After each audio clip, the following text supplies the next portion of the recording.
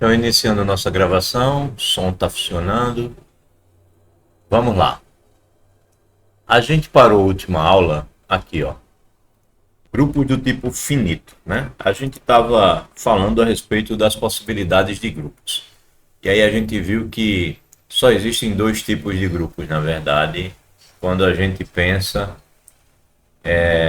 em um grupo infinito, a gente tem uma semelhança, né? Tem uma isometria. Isso, eles são isométricos, né? Todo grupo infinito vai ser isométrico a Z. E todo grupo finito vai ser isométrico a um subgrupo de um grupo de permutações, que foi o teorema de Cayley, né? A gente foi lá e provou que isso é verdade. Ou seja, é muito importante a gente estudar Z com adição e é importante a gente estudar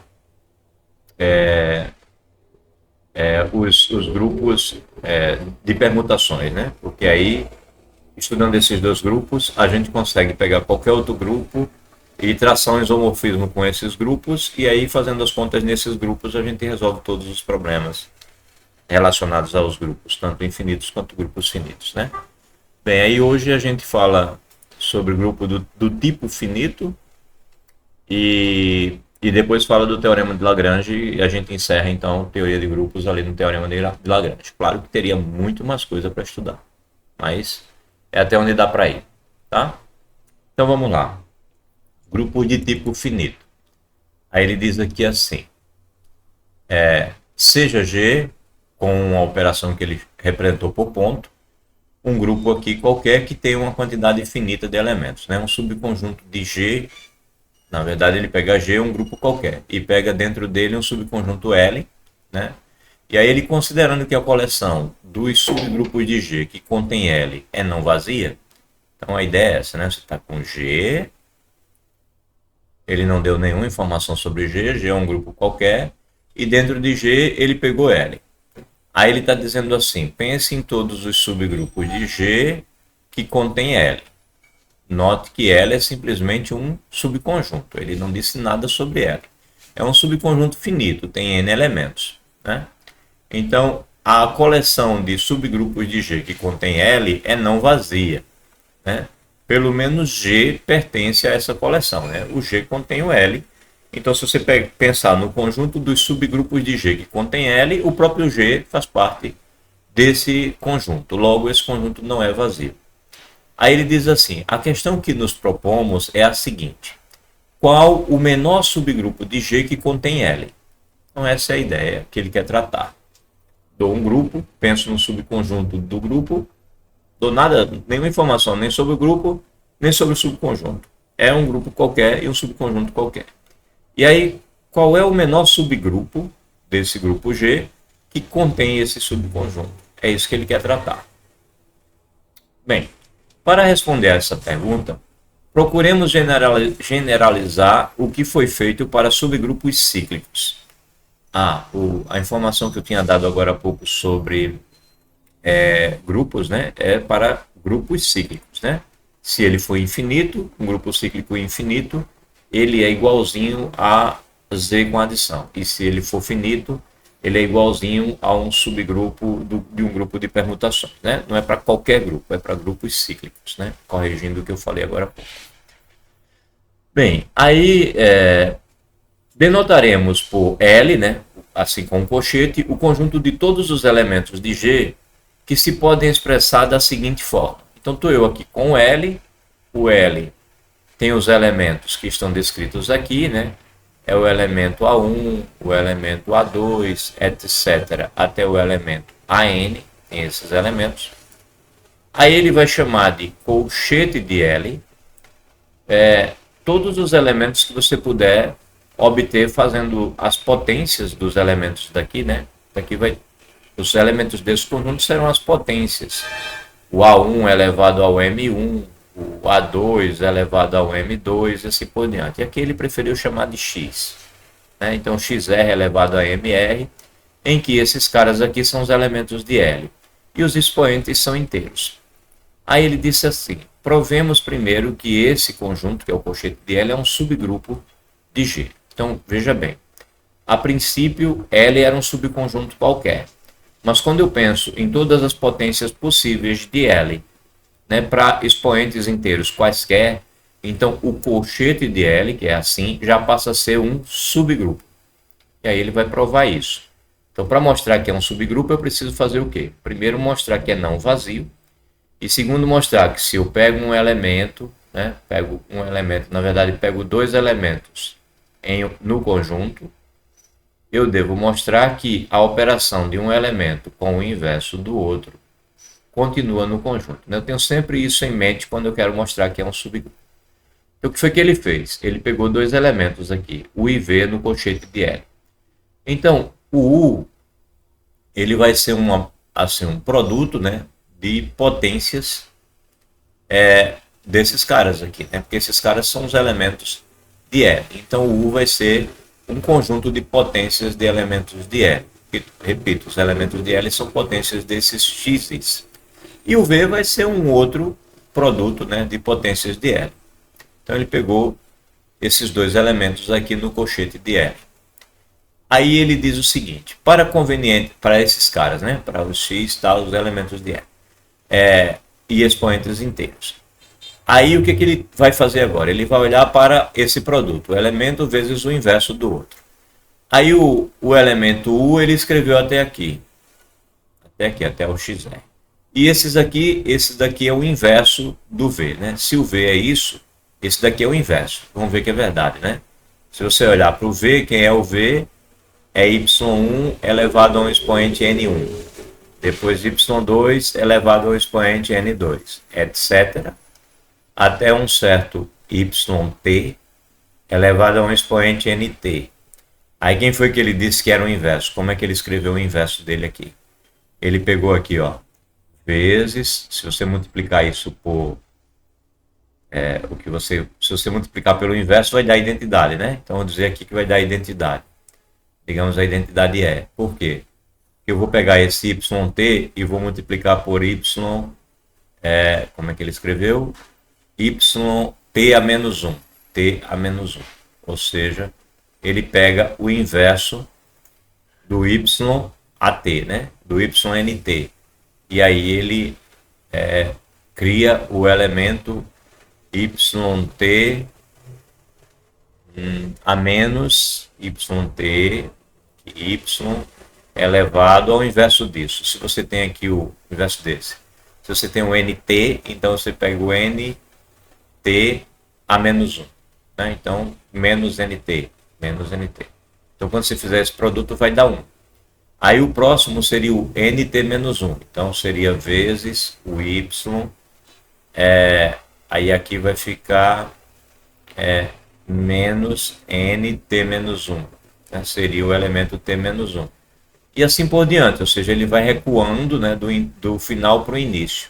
O último elemento seria o nosso y menos 1 aqui, né, que seria para multiplicar por esse. E aqui estaria o menos n1. Então, quando você sai multiplicando, você multiplica esse, vai dar identidade, aí multiplica esse com o anterior, dá a identidade, e até o último, quando você multiplicar o último, todos os produtos darão identidade, então, portanto, vai ser a identidade de fato. Então, ele aqui está escrevendo justamente o inverso desse elemento. Então, U vezes isso vai ser isso aqui. A questão é que isso daqui é um produto de potências dos xis. E produtos de potências do xis são elementos do colchete de L. Portanto, U vezes V a menos 1 é um elemento do colchete de L. E aí cumpre a proposição que a gente provou, né, algum dia aí, que se eu pegar dois elementos no conjunto e fizer o produto do primeiro com o inverso do segundo e continuar no conjunto, é porque esse conjunto é um subgrupo do grupo G. Ok, então ele provou que de fato o colchete de L é um subgrupo, né? Pois as potências do segundo membro das bases são elementos de L. Isso aqui tudo é potências de elementos de L, portanto estão no colchete de L. Né? Ok. Ele mostrou então, se eu tiver um grupo, pegar um subconjunto, e nesse subconjunto eu pensar em todas as potências possíveis dos elementos, fizer as operações dos grupos, né, do grupo nesses caras, eu vou gerar um subgrupo. Vou gerar um subgrupo. Peguei um subconjunto qualquer e criei um subgrupo, que é o colchete de L. Beleza. Aí ele agora vai provar que esse colchete de L é o menor subgrupo que contém o L. Esse colchete que ele acabou de apresentar é o menor. É isso que ele vai fazer. Bem, a intenção dele é mostrar isso. Ele vai concluir aqui que o subgrupo assim definido é chamado de subgrupo de tipo finito gerado por L. E ele vai concluir que esse cara é o menor. Vamos lá. Por outro lado, se H for um subgrupo que contém L, então ele agora já tem o seguinte. O colchete de L é um subgrupo e ele contém L, né? Porque o colchete de L é formado pelas potências x1 elevado a m1, x2 elevado a m2, etc. Então é claro que se eu pegar xn elevado a mn, é claro que se eu pegar os expoentes aqui sendo 1, então eu tenho que os elementos x1, x2, etc., xn, todos esses elementos vão estar no colchete, né? Se eu pegar o expoente 1. Então, os elementos daqui pertencem a esse. Portanto, esse conjunto está contido nesse. Ok. Aí ele agora pensou, considere um outro subgrupo de G. E considere que esse subgrupo contém o L. Tá? Então, ele pegou um H e ele contém o L. Mostremos que o H vai conter o colchete de L.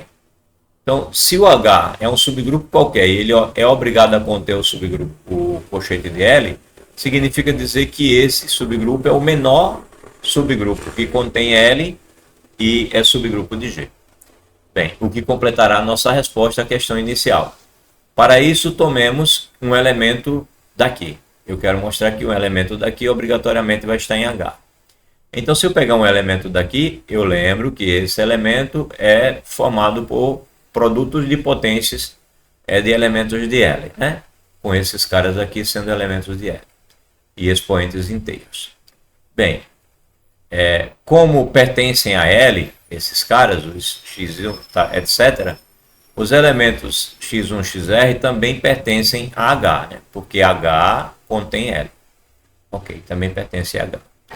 E como H é um subgrupo de G, então esses produtos aqui não podem sair de H, né? Porque se os elementos xis, os xis aqui pertencem a H e H é subgrupo, as operações entre esses xis, elas sempre pertencerão também a H, porque os xis pertencem a H. Eu não posso fazer operações entre elementos de H que não continuem em H, porque H, sendo subgrupo, ele é fechado para as operações de seus elementos. E também é fechado quando eu pegar as potências, M1, M2, etc. Vai continuar fechado, vai continuar pertencendo ao H. Então essas potências aqui, os produtos delas, continuam pertencendo ao H. Ora, isso significa dizer então que esse U aqui, que eu peguei sendo um elemento do colchete de L, né? Peguei o U como elemento do colchete de L, o U, né, pelo mesmo motivo, também pertence a H, o produto desses elementos. Ou seja, o U pertence a H, né? O U pertence a H, foi o que ele concluiu aqui. Eu não sei porque tem L aqui é H. O U pertence a H. Então, se todo elemento do colchete de L é também elemento de H, que ele até confirma aqui, então, efetivamente, você tem que o colchete de L pertence a H, que era o que ele queria mostrar, né? Então, conclusão, o colchete de L é o menor subgrupo que contém L, menor subgrupo de G que contém L. Se eu pegar um outro subgrupo que contenha o L, esse subgrupo vai conter o colchete de L. Bem, o subgrupo colchete de L, assim definido, é chamado subgrupo de tipo finito gerado por L. Então, tem um grupo, e nesse grupo eu pego um subconjunto. Esse grupo eu pego um subconjunto. E aí, desse subconjunto, eu faço as potências e os produtos dessas potências. Aí eu gero um grupo. Esse grupo é chamado um grupo de tipo finito, já que o primeiro conjunto que eu peguei era finito. Subgrupo de G de tipo finito.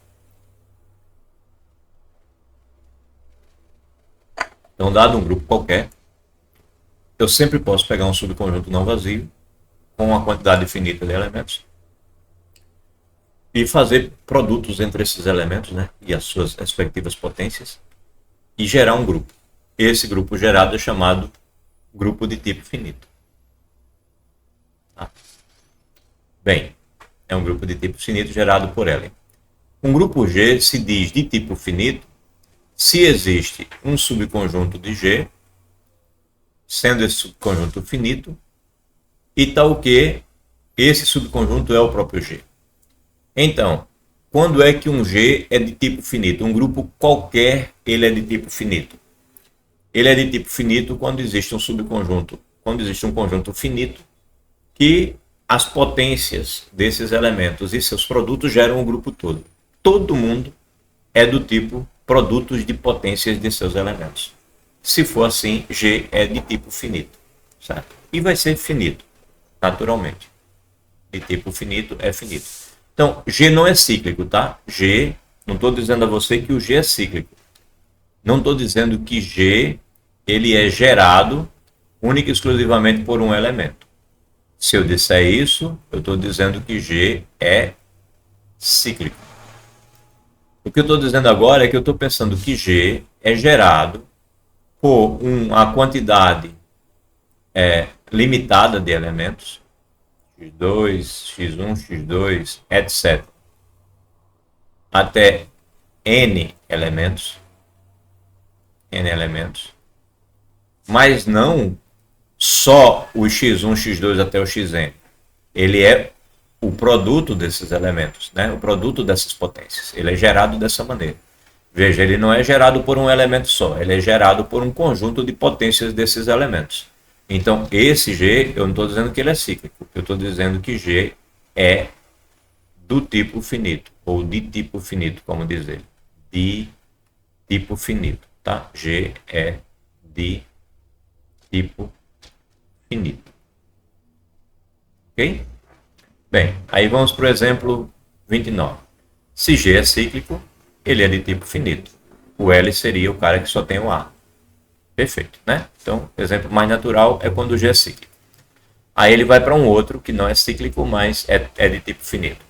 O produto direto de dois grupos cíclicos, então o G é gerado pelo elemento A, o H é gerado pelo elemento B, é de tipo finito. Aí ele mostra, de fato, pegue o conjunto L formado pelo A, que é o gerador do G, com o elemento identidade do H, e o outro elemento que ele pega é o elemento identidade do G com o B, que é o gerador do H. Se ele pegar esse conjunto L e ele fizer todas as potências, como ele diz aqui, em que, por simplicidade, o símbolo 1 indicado indica tanto o elemento neutro de G, quando ele está aqui, ele indica o elemento neutro do H. E quando ele está na primeira posição, ele indica o elemento neutro de G. Né?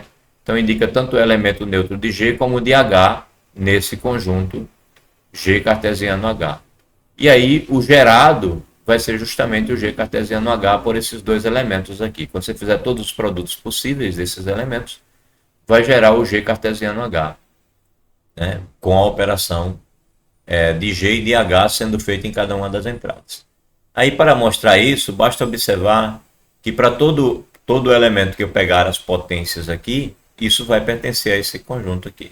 Né? Porque os A's elevado a M, que são, já que o A é o gerador de G, vão dar os elementos de G. Enquanto que os B's elevado a M vão dar os elementos de H. Portanto, toda potência desse tipo vai estar aqui. Né? E vale, então, a igualdade, né? Os pares do tipo A elevado a M e B elevado a M serão sempre os produtos desses elementos aqui. Então, de fato, esse conjunto aqui ele é gerado por esses produtos. Tá? Então, ele é de tipo finito. Aí o exemplo 31.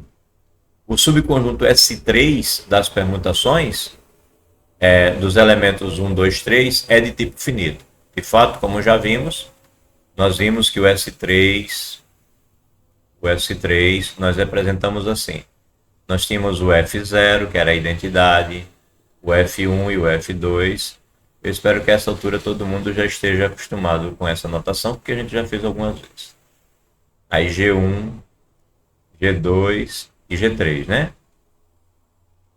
Eram essas as nossas permutações. E a gente mostrou que o S3 ele é gerado pelo F1 e o G1. Pelo F1 e o G1. O nosso F1 era aquela permutação que pegava o 1, 2, 3 e fazia isso, ó. 2, 3, 1. E o G1 é aquela nossa permutação que fixa 1. O G1 é a permutação que fixa 1. Deixa o 1 com 1, o 2 com 3 e o 3 com 2.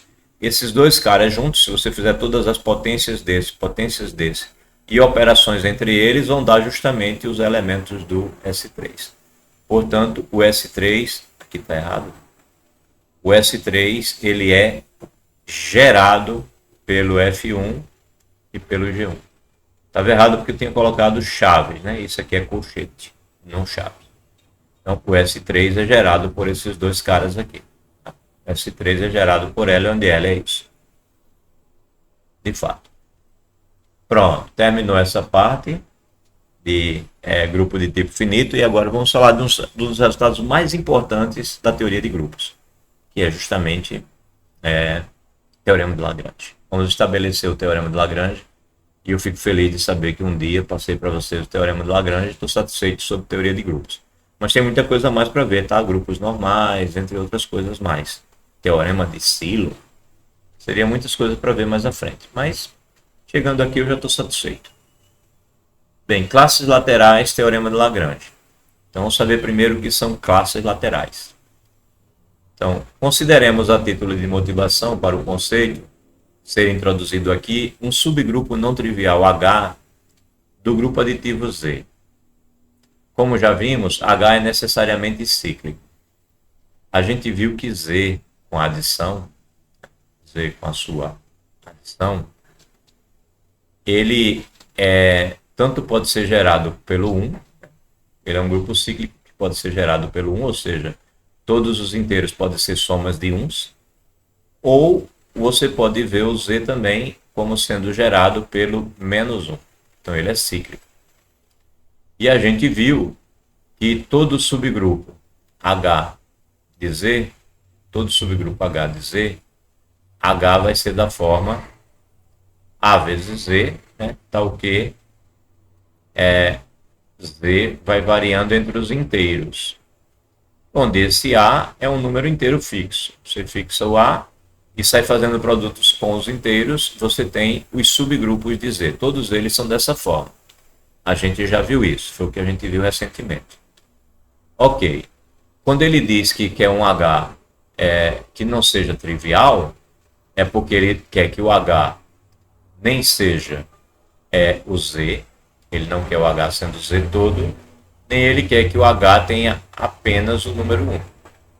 Ele está dizendo H não trivial. Tá? Então, é um H dessa forma aqui, produtos. Ele pegou o H aqui gerado por N. Então, H é do tipo NZ. Né? NZ, tal que Z pertence a Z. É o que está escrito aqui. Né? 0, quando N for 0, ou quando Z for 0. Mais ou menos 1, aí você vai ter mais N menos N. Mais ou menos 2, você vai ter mais 2N menos 2N. Então, esse é o H que ele pegou. Observemos, então, que para quaisquer que sejam A e B pertencendo a Z, quando eu pegar dois caras aqui, né, a gente pode estabelecer a seguinte relação. A gente vai dizer que A e B são congruentes módulo N, se e somente se a diferença entre A e B pertencer a H. Ou seja, você está dizendo que a diferença entre A e B é do tipo NZ. Ou seja, em outras palavras, você está dizendo que N divide a diferença entre A e B. Então, se dizer que A é congruente a B, módulo N, significa dizer que N divide a diferença entre o A e o B. Fato esse que estabelece uma correspondência entre subgrupos de Z, todo subgrupo de Z, e as relações de congruência módulo N sobre Z. Então, pertencer a um subgrupo H, onde H é um múltiplo do N, né, formado por múltiplos de N, é a mesma coisa que dizer que dois elementos pertencem a H é a mesma coisa que dizer que o tal do N divide a diferença dos dois. Então há uma relação entre os subgrupos do Z e a congruência módulo N. Aí essa observação pode ser generalizada, como veremos a seguir, para um grupo arbitrário qualquer. Então, pensando nisso para Z, ele pensa de forma geral. Então vamos pensar agora num grupo arbitrário qualquer G, com uma operação qualquer estrela. Então a gente vai dizer agora que dois elementos A e B pertencem a H, se houver uma correspondência, né? A vai ser congruente a B. Vamos dizer assim, módulo H. Tá? Então vai haver uma correspondência entre eles dois relacionada ao subgrupo H. É isso que ele quer estabelecer agora, né? Então, para um subgrupo arbitrário G estrela e para um grupo, né, arbitrário G estrela e para um subgrupo H de G, vamos fazer o seguinte. Para a demonstração desse fato, usaremos mais uma vez, por simplicidade, a notação multiplicativa da operação do grupo. Aí vamos criar essa ideia. Como? Assim. Proposição. A relação, que ele vai chamar aqui de dois tios, né, sobre G, definida assim. O A vai se relacionar com G se e somente se essa é a relação que ele vai dar. A menos 1 vezes B pertence a H. Então, quando é que o A vai ser congruente ao B? Né? Aqui a gente escreveu assim. A congruente a B módulo H. É o que ele quer dizer com esse A ser congruente, se relacionar com o B. Vai acontecer do A se relacionar com o B. Isso daqui vai equivaler a dizer que o A menos 1 vezes o B pertence ao H. Veja que é a mesma coisa que a gente usou aqui, ó. Quando a gente diz que A menos B vai pertencer a H, A menos B vai pertencer a H, isso daqui é justamente a operação do A somado com o menos B. Então lembre-se que aqui na notação aditiva é como se eu estivesse operando A com o nosso B a menos 1. Porque o inverso aditivo do B é o menos B, quando a gente fala em aditivo. E aqui é o inverso multiplicativo. Então é a mesma ideia, é o elemento A operado com o inverso aditivo dele. Enquanto que aqui é o elemento, aqui estamos colocando como inverso no A, né? Aqui está o contrário, mas tudo bem. Aqui é como se fosse o nosso B menos A, tá? Naquele caso lá. Mas a ideia é a mesma, é operar um elemento com o inverso do outro, ou o inverso aditivo, se for uma notação aditiva.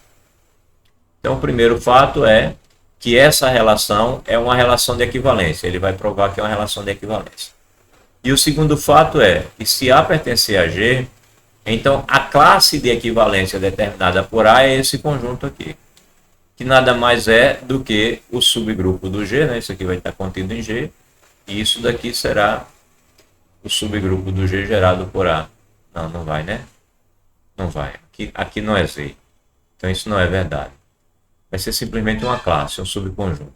Isso daqui vai ser simplesmente um subconjunto. Esqueça essa história de subgrupo. Não é um subgrupo, é só um subconjunto. Bem, aí o que significa dizer que uma relação é uma relação de equivalência? Uma relação é de equivalência quando acontece o seguinte. Primeiro, são 3 itens que tem que acontecer para ser uma relação de equivalência. Primeiro, um elemento tem que se relacionar com ele mesmo. Segundo, se um elemento se relaciona com o outro, então o contrário também é verdade. Ou seja, se o elemento se relacionar com B, então o B tem que se relacionar com A.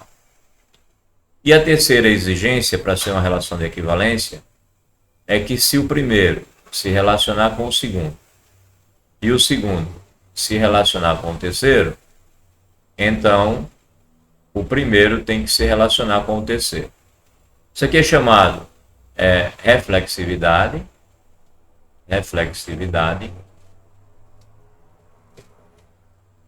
Isso daqui é chamado de simetria. E essa última é chamada de transitividade. Então, uma relação, para ser uma relação de equivalência, ela tem que ser reflexiva, simétrica e transitiva. Então a demonstração que vem aí pela frente é para pegar essa relação estabelecida, que um elemento está relacionado com o outro, quando o produto do primeiro, ele pegou o inverso do primeiro, né? O inverso do primeiro vezes o segundo, podia ser o primeiro vezes o inverso do segundo, também funcionaria. Mas ele pegou o inverso do primeiro vezes o segundo, continua dentro do subgrupo. Então, essa relação dele, ele vai mostrar que ela é reflexiva, simétrica e transitiva. É a demonstração que vem aí do item 1. Então vamos ver como é que ele escreveu isso. Já sabemos qual é a ideia, fica mais fácil de entender. Ele fez assim. Como A menos 1 vezes A pertence a H, né, porque vai ser o elemento E, isso significa dizer que o A sempre se relaciona com o A. Né? E a relação qual é? A relação é pegar o inverso do primeiro e multiplicar com o segundo e permanecer em H. Então ele está mostrando que o A se relaciona com o A. O A se relaciona com o A. Por quê? Porque se eu pegar o inverso do A e multiplicar pelo A, isso vai continuar em H. Por que continua em H? Porque isso daqui é E. E H é subgrupo. O E está sempre no H. Ok. O elemento neutro está sempre no H. Então vale a primeira. Vale a reflexividade. Aí a segunda. Se o A se relaciona com o B, isso significa dizer que A menos 1 vezes B está em H, né? Eu quero mostrar então que acontece ao contrário também. Aí ele diz assim, mas sendo H subgrupo de G, você tem que o inverso desse elemento continue em H. Mas quem é o inverso de A menos 1 vezes B? É justamente B a menos 1 vezes A. Veja que né? Se você tem A menos 1 vezes B e multiplicar por B a menos 1 vezes A, você vai mudar a associatividade disso e vai escrever isso assim, A menos 1 vezes B a menos 1 vezes A. E aí isso vai ficar A menos 1 vezes E vezes A, que vai ficar A menos 1 vezes A, que vai ser E. Então, realmente, esse elemento vezes E se dá a identidade. Então, o inverso desse cara é esse, é B a menos 1 vezes A, que vai continuar pertencendo a H, né? Já que o A menos 1 vezes B pertence a H, o inverso dele também pertence a H. Mas dizer isso daqui é a mesma coisa que dizer que B se relaciona com A, né? É trocar a posição do A e do B. Ó. Trocou a posição do A e do B. Então, se o A se relaciona com o B, você tem isso. E se o B se relaciona com o A, você tem isso. E se você tiver a primeira, você tem a segunda. Portanto, vale a simetria. Vale a simetria. Está provada a simetria aqui. Aí agora ele vai para a transitividade. Ele diz assim, ó, o primeiro se relaciona com o segundo e o segundo se relaciona com o terceiro.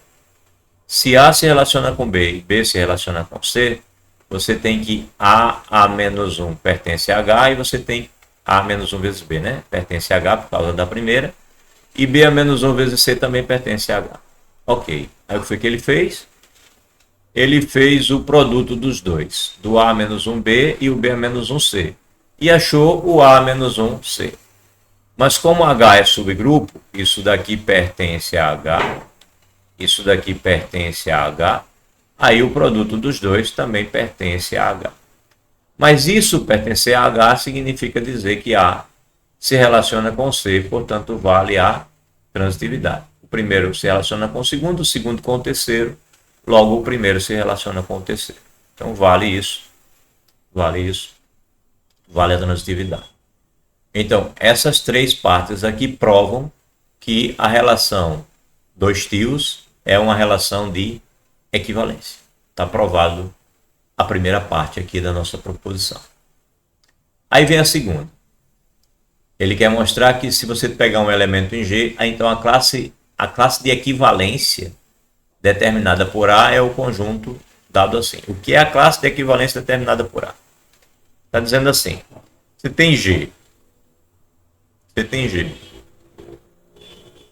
Essa parte é importante e essa intuição é bom que se guarde para o resto da vida. Você tem um conjunto, G. Aí você determinou uma relação de equivalência dentro dele. Significa dizer que se eu pegar um elemento A, vai existir um subconjunto de A, de G, que se relaciona com A. Então vai ter um subconjunto aqui, vou chamar ele de A barra. São os caras que se relacionam com A. Mas vão existir outros, digamos um B, que não se relaciona com A. mas ele tem os caras que se relacionam com ele. Então forma um outro conjunto. Aí se eu pegar um C, esse C não se relaciona com A nem com o B. Ou seja, C a menos 1 vezes A não pertence ao H. C a menos 1 vezes B também não pertence ao H. Mas existem outros caras que o C a menos 1 vezes ele vai pertencer ao H. Então formam uma outra classe. E assim por diante. Né? Você vai esquartejar aqui o G todinho, né? Uma quantidade, sei lá, de quantos elementos. Até a última, vou chamar de N, a N barra. Então o que acontece? O G ele passa a ser um cara que é a união desses daí. Ele vai ser justamente a união desses caras. Você escrever assim. Ele vai ser o A barra, união com o B barra, união, até chegar no N barra. Ele vai ser a união desses caras. E uma coisa interessante é que nenhum desses caras, A barra, interseção com B barra, não pode ter ninguém. É vazio. B barra, interseção com C barra, não pode ter ninguém. É vazio, certo? N menos 1 barra, interseção com N barra, é vazio. Então, duas dessas têm interseção sempre vazia. A gente chama isso de partição. Ou seja, G ele é particionado pelas classes de equivalência. Então, toda vez que você tem uma relação de equivalência em um conjunto, ela automaticamente determina uma partição do conjunto. Os caras que se relacionam e os caras que não se relacionam por meio daquela propriedade. Tá? Por exemplo, Q ele é todo particionado. Né? Existe um monte de frações que são iguaizinhas.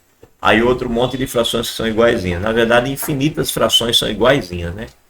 Meio, 4/8, 3/6, 5/10, são tudo da mesma classe, são iguaizinhas.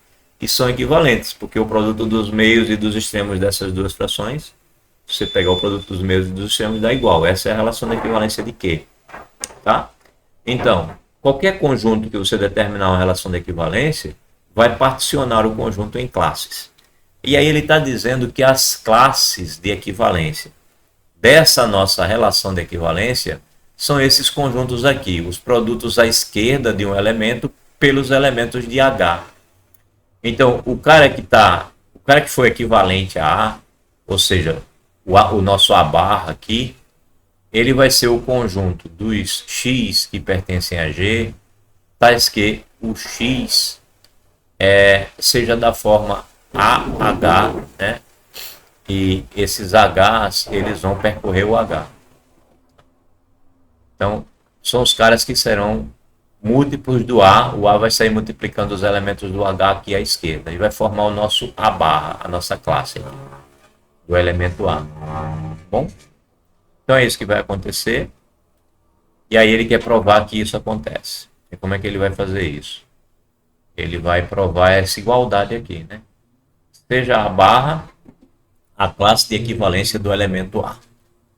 Aí quando é que o X pertence ao A barra? Significa dizer que o X ele é equivalente, né, por meio dessa equivalência ao A. O que é que significa isso? Significa dizer que X a menos 1 vezes A pertence a H. Portanto, o X a menos 1 vezes A é um elemento Hzinho que pertence a H. X a menos A é um Hzinho para um conveniente Hzinho. Para um conveniente elemento Hzinho de H. Bem, então, se isso aqui acontece, isso significa dizer que eu multiplicando por H menos 1, do lado direito, né, eu tenho que o X a menos 1 vezes A é o H. Então, eu vou e multiplico pelo H a menos 1, aqui do lado direito dessa igualdade, eu vou e multiplico por H menos 1. Aí eu vou ficar com X a menos 1, A H a menos 1 igual a identidade, certo? Igual a identidade.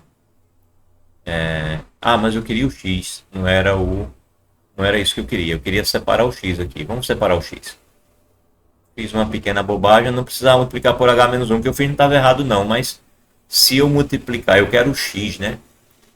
Se eu multiplicar por X aqui do lado direito, eu tenho o que eu quero. X vezes X a menos 1.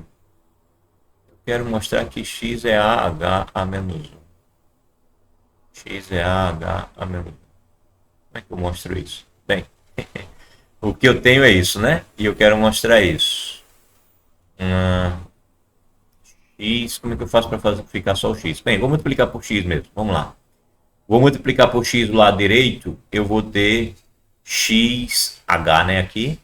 E aí X vezes X a menos 1 é a identidade. E do lado de cá ficou XH. Então aqui vai ficar identidade vezes A, então vai ficar A igual a XH. Agora tá bom. Agora eu quero que o X fique sozinho. Aí o que é que eu faço? Agora eu multiplico por H menos 1 do lado direito. Aí você tem AH menos 1, XH, H a menos 1. Agora isso dá identidade. Aí você fica com a H a menos 1 igual a X, que é o que está aqui, né? X é a H a menos 1. E, portanto, X é um elemento do tipo A vezes um elemento de H, né? X é um elemento do tipo A vezes um elemento de H. Portanto, X pertence a esse conjunto AH. X pertence a esse conjunto AH. Ele tem essa forma. Ele é da forma A vezes um H menos 1. Mas um H menos 1 pertence a H também.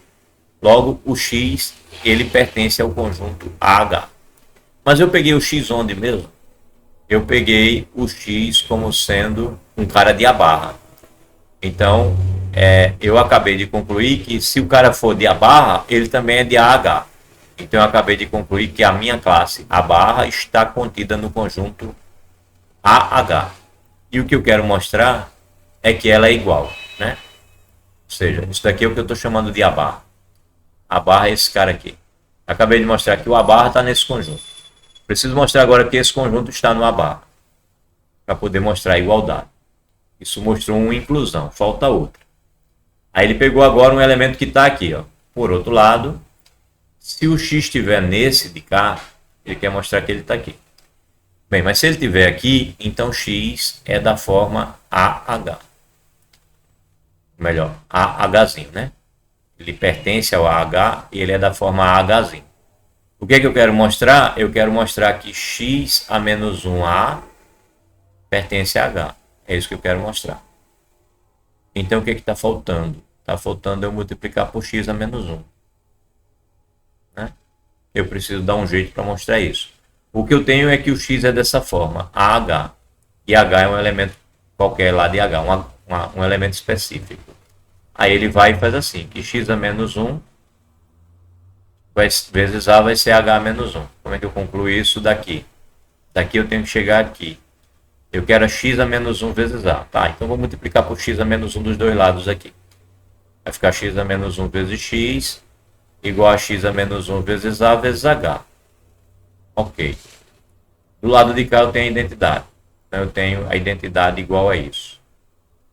E o que eu quero é essa igualdade aqui. Aí eu já tenho X a menos 1 vezes A aqui. O problema é que aqui deu um H, né? Tem um H. Aí eu quero tirar esse H para ficar só isso. Aí eu multiplico por H menos 1 do lado direito. Aí eu vou ter E vezes H menos 1 igual a X a menos 1 vezes A vezes H menos 1. Ora, isso aqui é a identidade, né? Isso aqui é o E. Então vai ficar só isso. E do lado de cá vai ficar só o H menos 1. Então H menos 1 vai ser do tipo X a menos 1A. Que é o que está escrito aqui, né? X a menos 1A é o H menos 1. Só que o H menos 1 é um elemento que pertence, né? Pertence ao H. Esse cara daqui pertence ao H. Então, conclusão, X a menos 1A pertence a H. Isso significa dizer que X se relaciona com A por meio da nossa relação de equivalência. Ou seja, isso significa dizer que o X pertence ao A barra. E aí você concluiu aqui que o AH está contido no A barra. E se o A barra está contido no AH e o AH está contido no A barra, é porque o nosso A barra, que é o nosso AH, ele é igual a o nosso... isso, né? Nosso A barra é igual ao nosso AH. Que era isso que a gente queria concluir, né?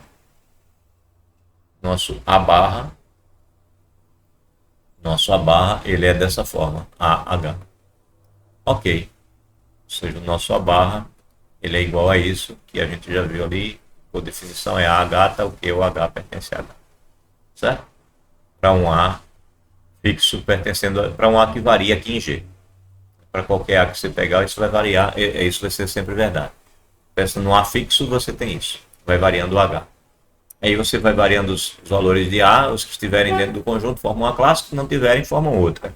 Porque as classes serão todas disjuntas, assim, todas disjuntas. E o total das classes vai dar o conjunto todo. Ok. Dito assim de maneira abstrata, parece difícil, né? Mas quando a gente olha de perto, a gente descobre que é difícil mesmo. Não. Quando a gente pegar os exemplos, a gente vai ver que não é tão difícil assim. Deixa eu pegar aqui um líquido. Rapidinho.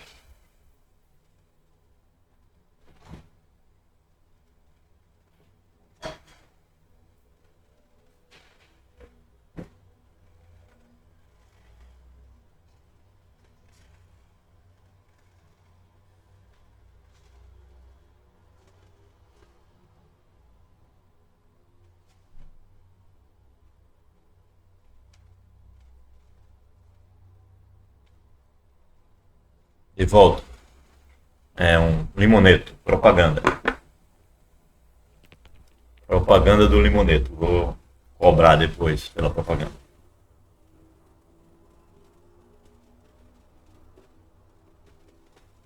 Mas limoneto tem várias marcas, né? É só o nome. Bem, vamos lá. Voltando para nossa brincadeira. Aí vamos dar exemplo. Aí os exemplos vão deixar as coisas claras. Olha só. Eita, antes ele ainda vai definir formalmente e depois que vem os exemplos. Vamos definir.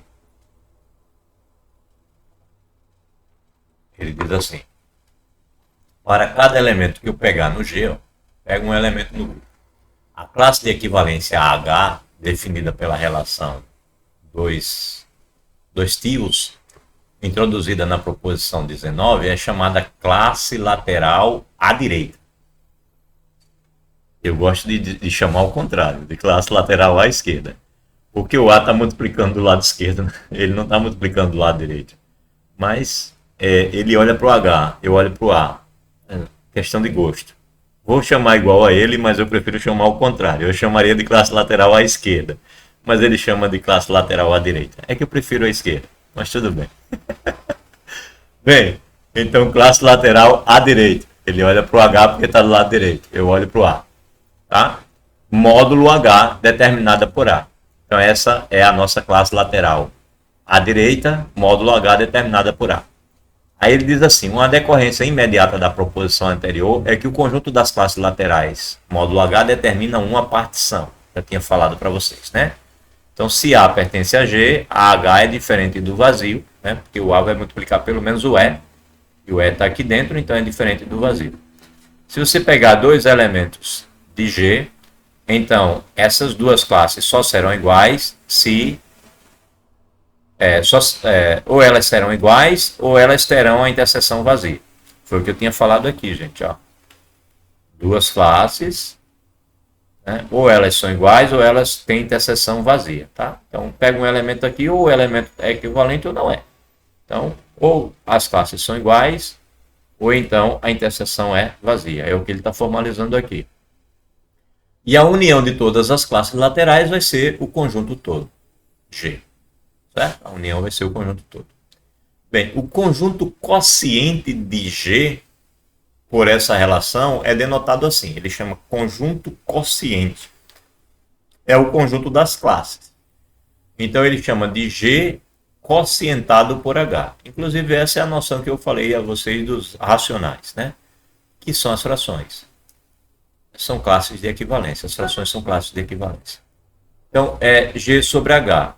Então, aqui vai estar assim, o A1, H, o A2, H, etc. As classes de equivalências, até o AN, H. Vou chamar de AM, para deixar o N como sendo a quantidade de elementos de G. Até um AM, H. Isso é o conjunto quociente com as suas respectivas classes, seja lá quantas classes precisar. Tá bom? Então, são as classes laterais AH com A pertencendo a G. Aí um dos elementos desse conjunto é o próprio H. Claro, né? Quando eu pegar a classe do E. Quando eu pegar o elemento E que eu multiplicar o H, vai dar o próprio H. Então eu posso dizer que dentre essas, um deles é o próprio H. Né? Pois acontece isso aqui. De maneira análoga, se demonstra que a classe, que a relação definida por A vai ser relacionado a B, se somente se A, B a menos 1 pertence a H, né? Porque a gente definiu essa.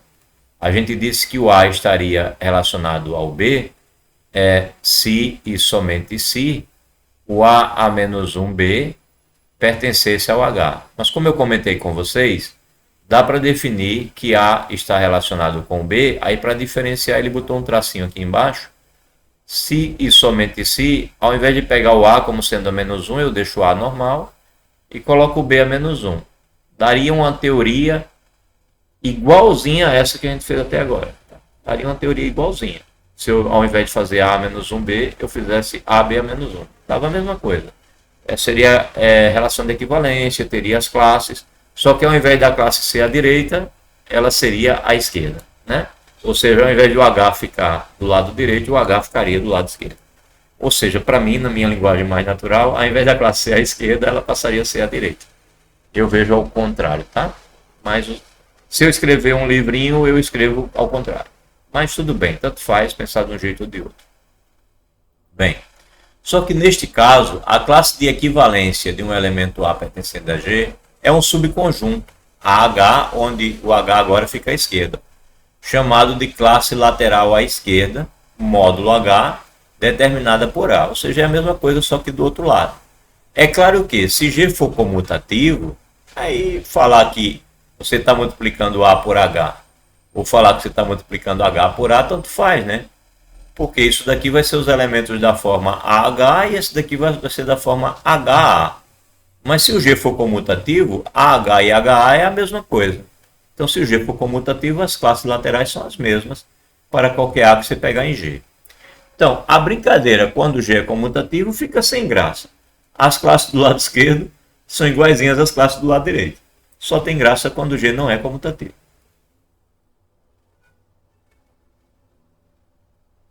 E devagarzinho a gente vai chegando na ideia do teorema de Lagrange, tá? Vão atentos aí. Então, na teoria que segue, é indiferente usar classes laterais à esquerda, com as quais trabalhamos, ou à direita. A gente está trabalhando com as classes laterais à direita, segundo ele. Aqui ele inverteu. Né? Classes laterais à direita foi o que ele definiu. Aí ele diz aqui, na teoria que segue, é indiferente usar classes laterais à esquerda, com as quais trabalharemos. Não, a gente vai trabalhar com elas à direita, segundo a sua linguagem. Está vendo que aqui ele se perdeu um pouco? Ele já usou como eu uso, ou à direita. Bem, um dos motivos é que os conjuntos quocientes têm a mesma cardinalidade nos dois casos. Então, interessante é isso. AH vai ser diferente de HA se o G não for comutativo. Diferente. Mas a quantidade de elementos daqui, a cardinalidade, ou seja, a quantidade de elementos de AH, é igual à quantidade de elementos de HA. Tá? Então, apesar de serem, elas são diferentes, mas a quantidade de elementos é a mesma. Ou seja, vai existir uma bijeção de uma classe na outra. Aí, para representar a outra, ele pegou não o A, mas sim o A menos 1. Né? Há uma bijeção entre essas classes. Tá? Então, propomos esse resultado como exercício. Ele está dizendo que você faça uma bijeção aqui. Ou seja, você precisa mostrar que se você pegar uma função que pega elementos de AH e leva nos elementos de H a menos 1, isso é uma bijeção. Então, isso vai fazer assim, né? F de AH, você define como sendo H a menos 1. Aí você mostra que isso é uma bijeção desse conjunto desse. Os elementos daqui têm essa forma, os elementos daqui têm essa forma. Quando você provar isso, você terá provado que as classes laterais, assim ao contrário, elas são com a mesma quantidade de elementos. Mas isso não é difícil de provar, né? Você vai mostrar que é injetora, que é sobrejetora, consequentemente bijetora. Não vou fazer não, tá? Se quiserem fazer como exercício, é uma boa. Vamos olhar agora as classes laterais de alguns grupinhos famosos, né? Os grupos que a gente já andou trabalhando, e aí entender melhor o que ele quer dizer. Vamos lá. Quando a gente vai para os exemplos, vai ficando mais simples, né? Vamos lá. Ele pegou aqui G. G tem os elementos 1, menos 1, I e menos I. A gente já viu isso, né? São as potências do I, né? I elevado a 0 é 1, I elevado a 1 é o próprio I, I elevado a menos 1. Então, I elevado ao quadrado. I elevado ao quadrado, por definição, é menos 1. E I elevado à terceira é I vezes I ao quadrado, que vai dar menos I. E a gente viu que do I à quarta em diante se repete. Então, são as potências do I, onde o I é um número complexo. Não esqueçam isso. Bem, aí no grupo tal das raízes quadráticas da unidade, né? O subgrupo que é formado por 1 e menos 1. Veja que de fato 1 e menos 1 formam um subgrupo. 1 e menos 1 formam um subgrupo. Se você pensar no 1 e no menos 1 sozinhos aqui, 1 e menos 1, e for olhar os produtos, isso vai ficar só entre eles mesmo, né? Menos 1 vezes menos 1 vai dar 1. Então isso forma de fato um subgrupo. Dentro desse conjunto, isso forma um subgrupo.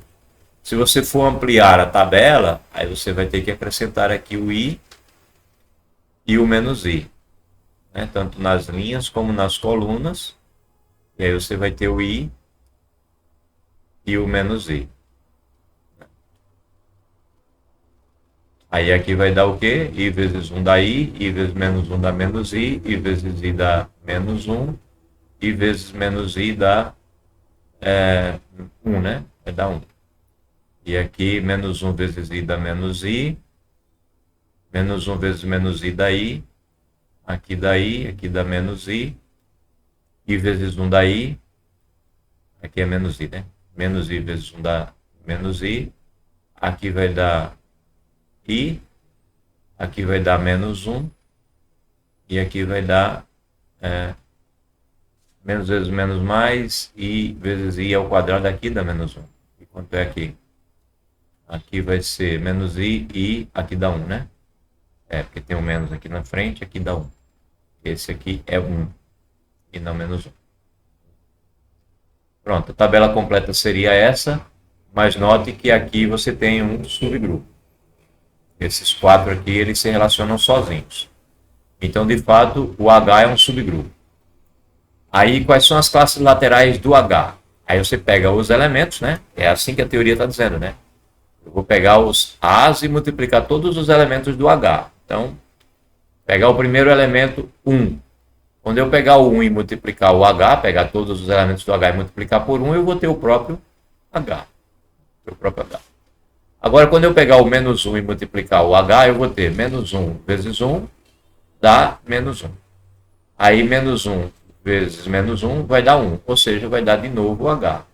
Então, quando eu pego os elementos do próprio H, que eu vou fazer as classes laterais, vai dar o próprio H. Agora, eu vou pegar o I, que não está no H. Aí, I vezes 1 dá I. E I vezes menos 1 dá menos I. Pronto. Esse daqui é a outra classe. É uma outra classe, né? Essa daqui é a classe IH. Essa é a classe IH. Agora, quando eu pegar o menos 1, o menos I e multiplicar o H, vai ficar menos I vezes 1 dá menos I. E menos I vezes menos 1 dá I. Olha, deu a mesma classe aqui. Essas classes são iguais. Então, conclusão, esse nosso G aí, ele ficou assim, né? Ficou com duas classes. Em uma classe você tem o H, que tem quem? O 1 e o menos 1. E na outra classe você tem os outros dois elementos, o I e o menos I. Então são duas classes só. Duas classes geradas por esse G. Esse conjunto aqui das duas classes, então, é o nosso G barra H. O G barra H tem essas duas classes. Portanto, o G barra H tem a classe 1H, que é o próprio H, e a classe IH. Então, nessa altura, convém registrar que se H é subgrupo de um grupo aditivo G, então as classes laterais da direita módulo H são os conjuntos da forma A mais H. né? A gente está dizendo que as classes são da forma AH, mas a gente está usando a notação de multiplicação. Se for aditivo, é da forma A mais H, ou seja, você tem a operação aqui no meio, para operar, né? É o que ele vai mostrar aqui no Z6. Ele vai pegar o Z6. Lembram o que é o Z6, né? É o conjunto das classes residuais da divisão por 6.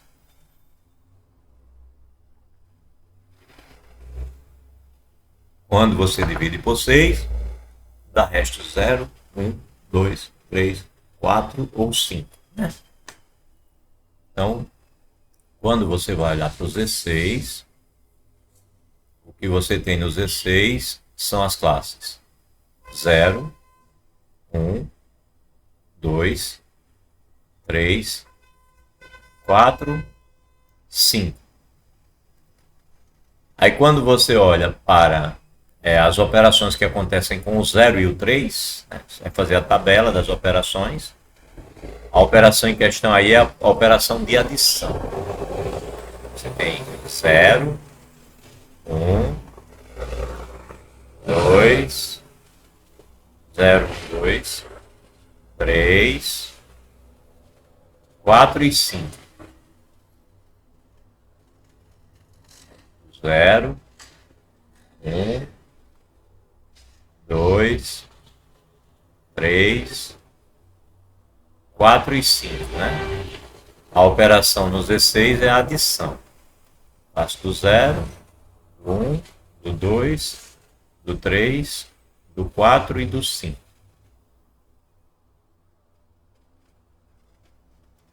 Lembram que a gente falou no início, né? É importante estudar esse grupo, porque todo grupo cíclico finito, né, ele é isomorfo a um subgrupo do grupo das permutações. E você vai encontrar entre eles esses grupos aí dos Z, P, Z, M, Z, N. Né, dos Zs, alguma coisa. Bem, quando você vai fazer a soma, claro, né, somar com esses caras somados com os zeros, com o 0 não vai dar nada, não vai mudar nada. Então, esses caras aqui são eles mesmos. Essas somas são eles mesmos. Agora, quando você vai somar 1 mais 1 dá 2, aqui, beleza. Aqui dá 3, beleza. Aqui dá 4. Aqui dá 5. Mais 1 mais 5 dá 6, mais 6 dividido por 6 dá resto 0. Então, o resto da divisão é 0, a classe aqui é o 0. Agora, aqui 2 mais 1, 3. 2 mais 2, 4. 2 mais 3, 5, 2 mais 4, 0, e 2 mais 5, 1, né? Porque 2 mais 5 dá 7, a divisão de 7 por 6 dá resto 1. 3 mais 1, 4, 3 mais 2, 5, 3 mais 3, 9. 9, quando divido por 6, dá resto 3. 3 mais 4, opa, eu falei 9, foi? 3 mais 3, 6, assim. Eu falei 3 mais 3, 9, eu multipliquei, gente. 0. 3 mais 4, 7 dá 1. E 3 mais 5, 8. 8 por 6 dá 2, né? O resto dá 2. Agora tá certo. 4 mais 1, 5, beleza. 4 mais 1 ainda está dentro. Agora 4 mais 2 dá 0. 4 mais 3 dá 1. 4 mais 4 dá 2. E 4 mais 5 dá 3. Aqui, 5 mais 1, 0. 5 mais 2, 1. 5 mais 3, 2. 5 mais 4, 3. E 5 mais 5, 4, né? Tá todo mundo aí? Tá, né? Beleza. Aí ele está dizendo a você que o 0 com o 3 formam um grupo. Se você olhar só para o 0 e o 3, ó. 0 mais 0 dá 0. Beleza. 0 mais 0 aqui dá 0. 0 mais 3 dá 3. 0 mais 0 dá 3 aqui. E quando você pensa aqui, ó, 3 mais 0 dá 3.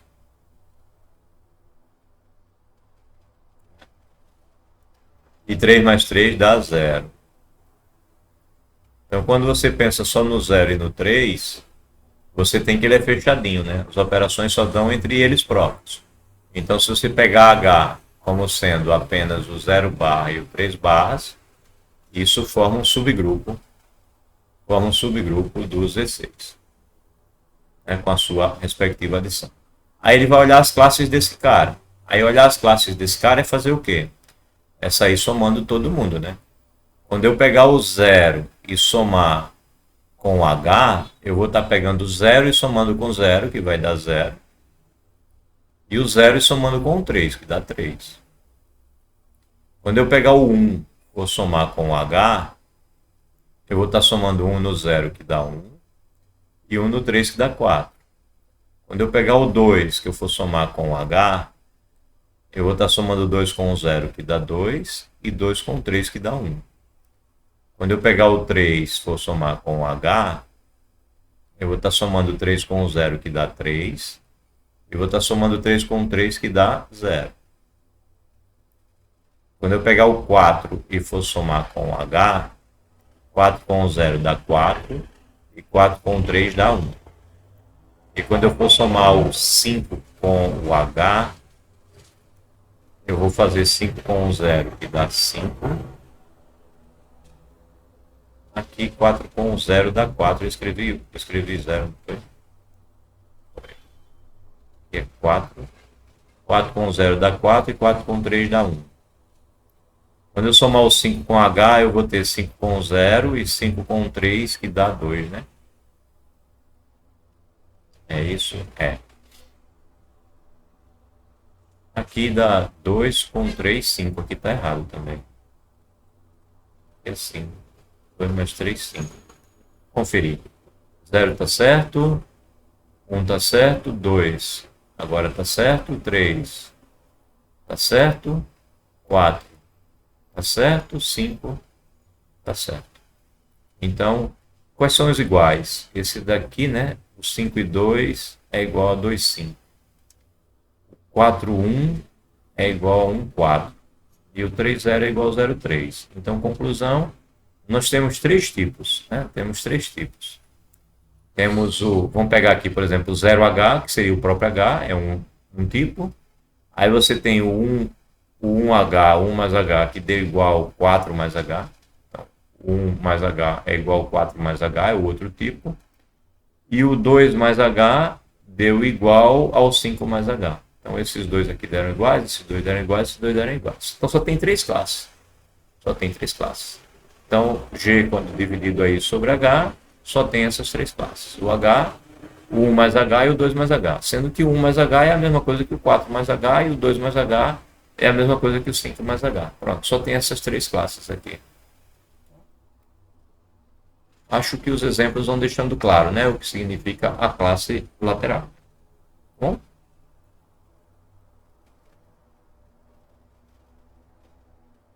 Beleza. Há visitantes nessa reunião, pessoas que foram, pessoas de fora que criou essa reunião estão participando, também pode haver visitantes. Ah, ok. Vamos lá? Seguindo. Próximo. Exemplo 34. Considere o grupo dos números reais sem o zero e o subgrupo formado pelos números reais do tipo só positivo. Tá? Números reais positivos. Então, agora ele pegou um grupo infinito, tá? Pegou o conjunto dos números reais, todos, sem o zero. E ele quer pensar nesse grupo com a multiplicação. E aí ele pegou H como sendo o conjunto dos números positivos, né? Tá? Que esses números são números reais e não são o zero. São só números positivos. Ok. O contrário eu fiz aqui, né? X maior que zero, tá ok. O X pertence aos números reais sem o zero. Ok. Ele escreveu X pertencente aos reais, tá ok. Eu inverti, mas tudo bem. Então, o que vai ser o R estrela, né? O R estrela, quocientado pelo H. Então, eu tenho que pensar o que vai acontecer com qualquer número real, diferente de zero, que eu multiplicar um número real positivo. É isso que eu tenho que pensar. O que vai acontecer com eles, né? Então,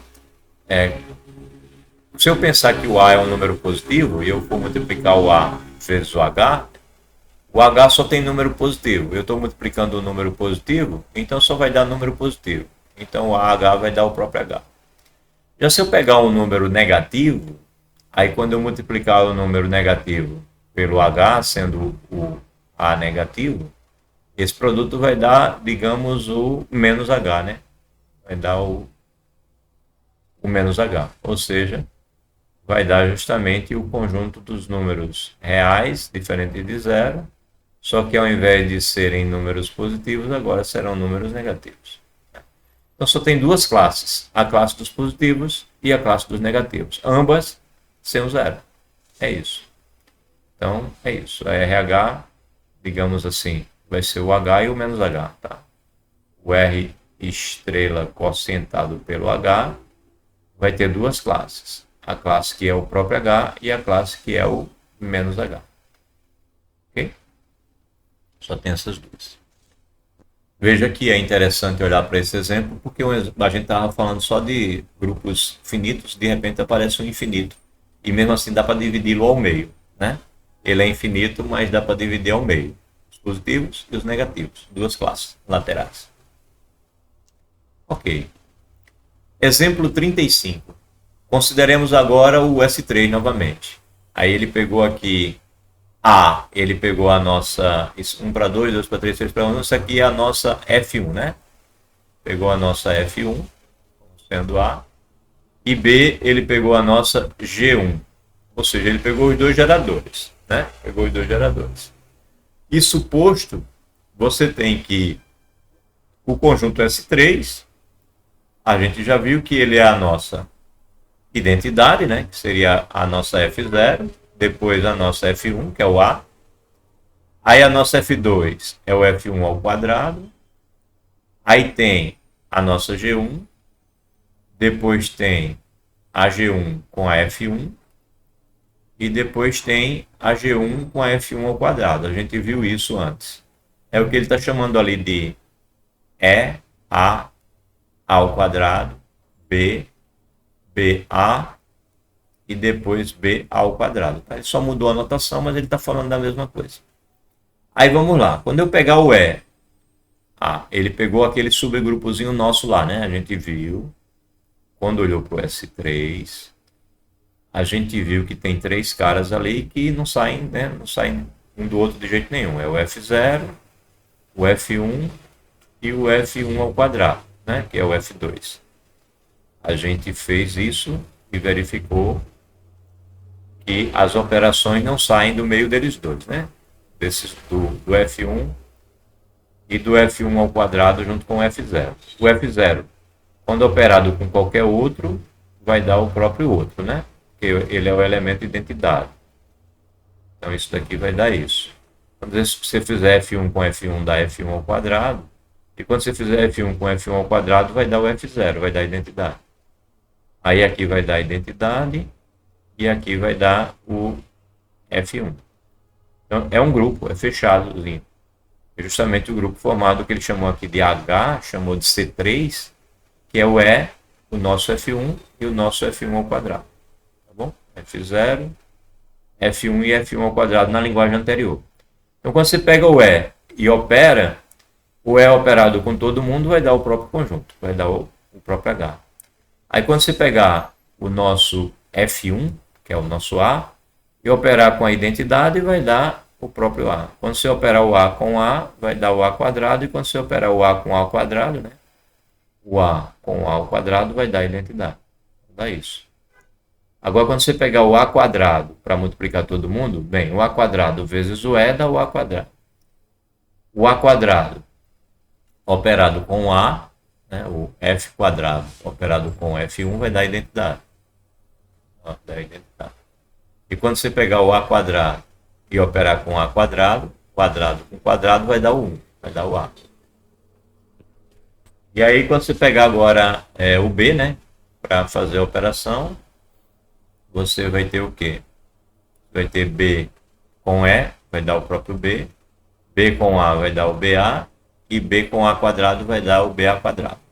Como é que eu sei? Por que eu sei que eu não preciso fazer mais? Basta que eu faça só esses aqui. Porque quando você olha para esses elementos aqui, você vê que todos os elementos do S3 já apareceram, né? Ó, o E, o A e o A quadrado já apareceram. O A quadrado e o E, que é a mesma coisa. Você nota que esses dois são iguais. E, A e A quadrado. Tá? Aí quando você veio para aqui, a mesma coisa. Então essas três aqui deram sempre as mesmas classes. Aí quando você fez o BH, apareceu o resto que não tinha antes. Como já apareceram os 6, você não precisa ficar procurando mais, tá? Então essa é uma coisa que você deve ter na memória. Estou procurando classes laterais. Já encontrei todo mundo? Não tenho mais que ficar repetindo calculando porque as outras todas serão iguais. Certo? Depois que juntou todo mundo, já sabe a classe de todo mundo, não precisa fazer mais conta.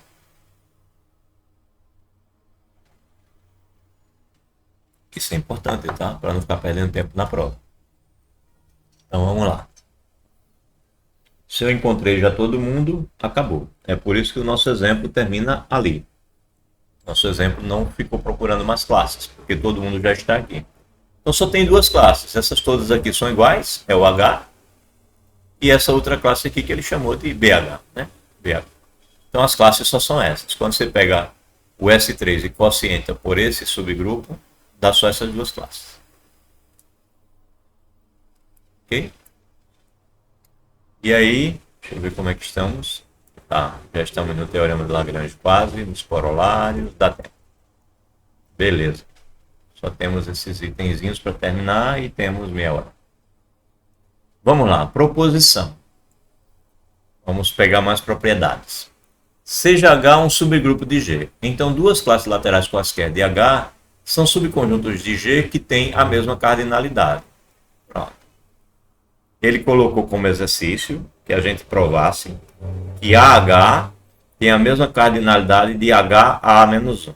Né? Aquele exercício que eu disse que não ia fazer, mas que eu disse qual era a função, que é uma abjeção. Né? Ele agora quer expandir. Ele quer mostrar que não só a classe do AH tem a mesma quantidade de elementos da classe do HA-1, né? Classe lateral à esquerda e à direita, não só isso, mas ele quer mostrar que duas classes laterais à esquerda, por exemplo, ou à direita, do jeito que você quiser dizer, elas têm a mesma cardinalidade. Não precisa ser uma à direita e outra à esquerda. Duas classes laterais quaisquer sempre têm a mesma cardinalidade, a mesma quantidade de elementos. Então ele vai procurar uma objeção. Vamos ver qual. Então ele faz assim, duas classes laterais AH e BH, pegou duas. Temos de mostrar que é possível construir uma aplicação bijetora do AH no BH. Lembrando a forma geral dos elementos dessas classes, é natural definir F da seguinte maneira. Bem, a gente mostrou que, na verdade, pela definição isso é evidente, né? Quando você olha para H, o que você tem é o conjunto dos As, Hs. O A está fixado, né? É o conjunto dos As, Hs. Vou colocar esse H minúsculo. Dos As, Hs, tal que o H pertence ao H. Isso é nossa classe H. E a nossa classe BH é formada pelos BHs, tal que o H pertence a H. Então, qual é a abjeção natural? É eu pegar o mesmo H aqui e fixar, né? É eu fazer o FAH igual ao nosso BH, sendo o mesmo H. Essa é a ideia de fazer a abjeção. Quero uma abjeção nesse, então vou fazer isso. Vou pegar o FAH no BH para qualquer H do H.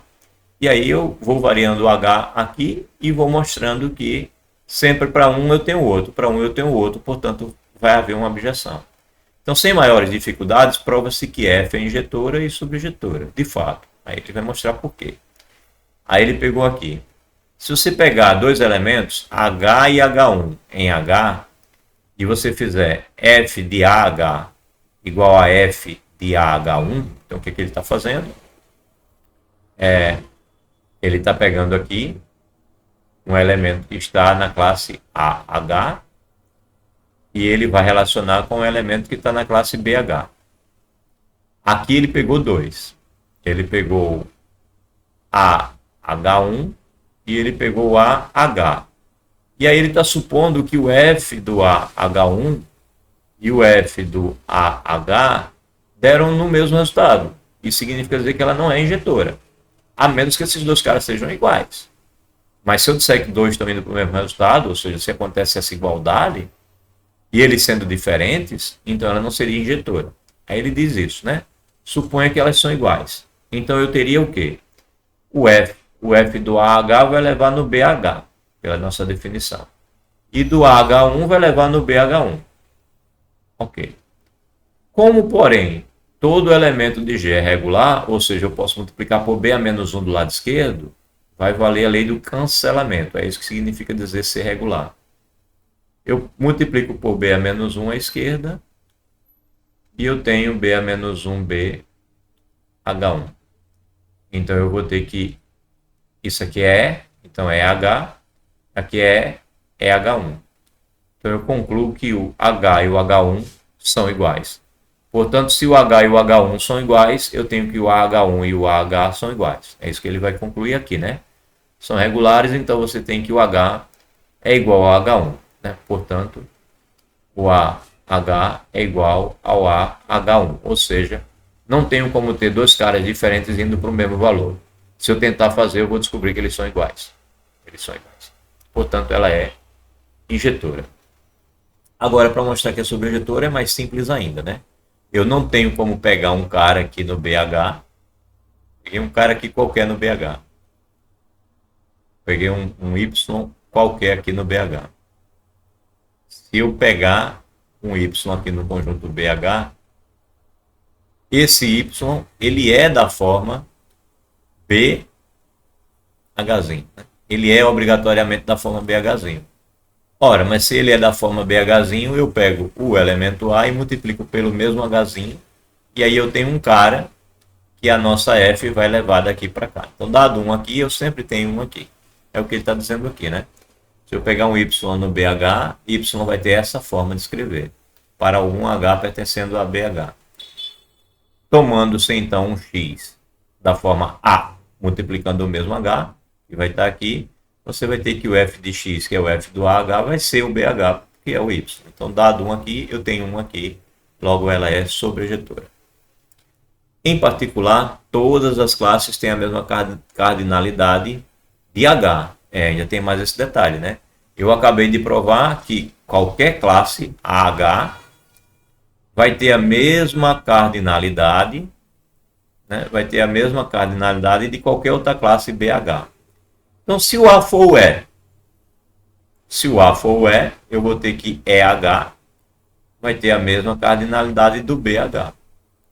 Então, não importa quem seja o BH, a quantidade de elementos dele é igual a do EH. Ora, mas E vezes H vai dar exatamente a cardinalidade do H. Né? Então, eu vou concluir que qualquer classe BH tem a mesma quantidade de elementos do H. É o que ele vai dizer aqui, ó. Em particular, todas as classes têm a mesma cardinalidade do H, que é o nosso EH, onde é o elemento neutro. Então, nós concluímos um pouco mais. Nós acabamos de concluir que a quantidade de elementos das classes é a quantidade de elementos do subgrupo. Opa! Vamos olhar os exemplos anteriores para ver se isso aconteceu. Pega aqui o exemplo anterior. Quantos elementos tinha o subgrupo que eu peguei? O subgrupo tinha 3 elementos. Quantos elementos tem as classes? 3 elementos, 3 elementos, 3 elementos, 3 elementos. Como no anterior. Exemplo anterior. O nosso subgrupo do primeiro aqui tinha quanto? 2. Quantos elementos tinham as classes? O próprio H, 2, ou então os outros 2. 2, 2. Aqui, o nosso subgrupo tinha quanto? 2. Quantos elementos tinham as nossas classes? As nossas classes eram essas aqui. Essa que era o próprio H, essa que tem mais 2, essa que tem mais 2. 2, 2 e 2. Ok? Então, de fato, não importa qual seja o exemplo que a gente pega aqui, quantos elementos tinha a classe dos positivos? Infinitos. Quantos elementos tinha a classe dos negativos? Infinitos também. A mesma cardinalidade, mesma quantidade de elementos. Então, isso é verdade sempre, tá? A quantidade de elementos das classes laterais é a quantidade de elementos do grupo, melhor, do subgrupo. Bem, obviamente, se G é um grupo finito, então o conjunto G sobre H também é finito. Claro. O número de elementos distintos de G sobre H é chamado índice de G, índice de H em G, e é denotado por G dois pontos H. Ou seja, o número de classes ele é chamado de índice. O número de classes é chamado de índice. Então, por exemplo, deixa eu ver aqui. Aqui a gente tinha quantas classes? 2 classes. Então a gente diz que o índice do S3 sobre o C3 é 2. Tá? Quantidade de classes nos dá o índice. Bem, então no exemplo 32, cadê ele? Exemplo 32, é esse nosso exemplo aqui. Né? Quantas classes tinha? 2. Então no exemplo 32, o índice de G sobre H é 2. No exemplo 33, o índice de G sobre H é 3. Exemplo 33, esse nosso exemplo aqui tinha 3 classes, então o índice é 3. No exemplo 34, 2 também. E no exemplo 35 também 2. 34, 2 classes, né? 2 classes de tamanho infinito. E no exemplo 35, 2 classes de tamanho finito. Então, mas o índice é 2, tanto para um quanto para o outro. Então, devido ao fato de que a quantidade de elementos em AH é igual à quantidade de elementos de HA menos 1, que foi o exemplo que nós não fizemos, mas deixou como exercício, ser uma aplicação objetora, como já observamos, então o índice de H em G é o mesmo, quer se consideremos as classes laterais à direita ou à esquerda, módulo H. Ou seja, a gente podia ter feito toda essa discussão com as classes laterais do outro lado. Daria do mesmo jeito, tá? Os índices seriam definidos da mesma maneira. Então, tanto faz. Se você estiver fazendo uma pesquisa e precisar mexer com índices, não pense em 2 vezes. Tanto faz. Você escolhe qual é o lado que você vai ficar fazendo e faz ou à esquerda ou à direita. É uma escolha sua. O que mais? Teorema. Agora o teorema de Lagrange. O teorema de Lagrange, bonitinho, bonitinho, é consequência disso tudo que a gente falou até agora. Olha só. Seja H um subgrupo de um grupo finito. De um grupo finito G. Então, a quantidade de elementos de G ela é igual à quantidade de elementos de H vezes o índice. E, portanto, a quantidade de elementos do grupo divide a quantidade de elementos de G. Claro, né? Ó. Vamos pensar num grupo finito. Estou eu com um grupo G. G eu falei. Eu falo G e escrevo H, que coisa estranha. Estou eu com um grupo G. Aí esse grupo está aqui particionado. Ele tem uma certa quantidade de classes. Certo? Então, não importa a quantidade de elementos que eu tiver aqui. Mas eu sei que a quantidade de elementos que eu tenho aqui vai ser a quantidade de elementos de H. Aí aqui eu vou ter, digamos, chamar essa de H, eu vou chamar isso daqui de H1. Aqui um H2. Aqui um H3. A quantidade de elementos desse cara é a mesma. Então eu tenho aqui N elementos. Aqui eu tenho chamar de N1. N1 elementos. Aqui eu tenho N2 elementos. Aqui eu tenho N3 elementos. Tá. Melhor chamar de N0, né? N0 vai ficar igual aos índices. N1, N2, N3 elementos.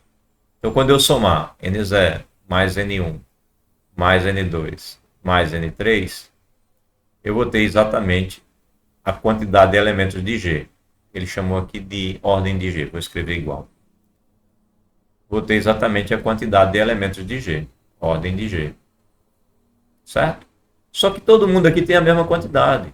Isso daqui é tudo igual. Então isso daqui na verdade é uma quantidade N mais, chamar de M.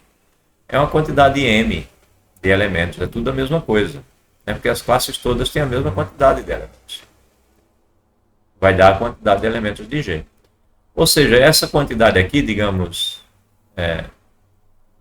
dizer que tem, aqui tem 4, né? 4 vezes M.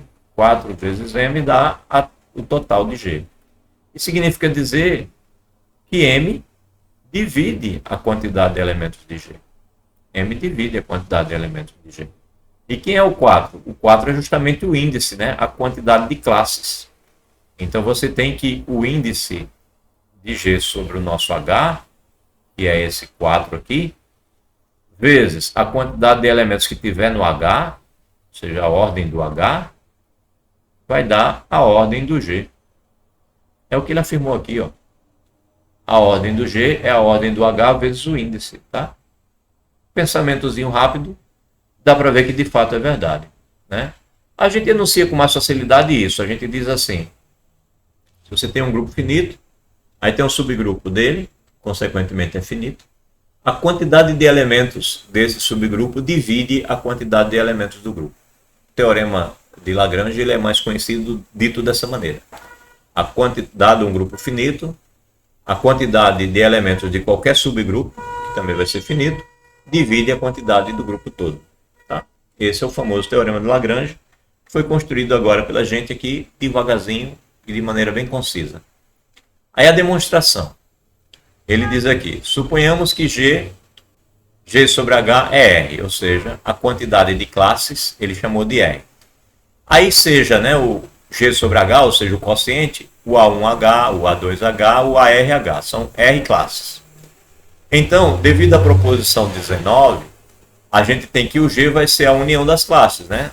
A união das classes. E você sabe que duas classes que eu pegar não tem elementos comuns. Portanto, a interseção de duas delas é sempre o vazio. Tá? Então, quando eu pegar a ordem de G, ela vai ser a ordem do G, ó, a ordem do G, ou seja, a quantidade de elementos de G, vai ser a quantidade de elementos do A1H mais a quantidade de elementos do A2H, ou seja, a quantidade de elementos do G é a quantidade de elementos que tem aqui, até eu chegar no final, né? Mais até o último. A quantidade de elementos do ARH. Essa quantidade de elementos do ARH. Certo?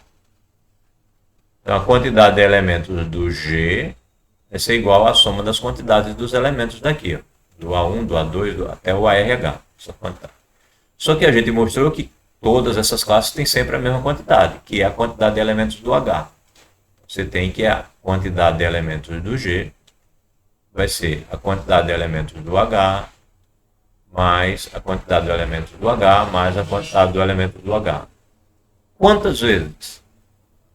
Um número de classes, ou seja, R vezes. Então você tem que a ordem de G é igual a R vezes a ordem de H. Isso é a quantidade de elementos de H.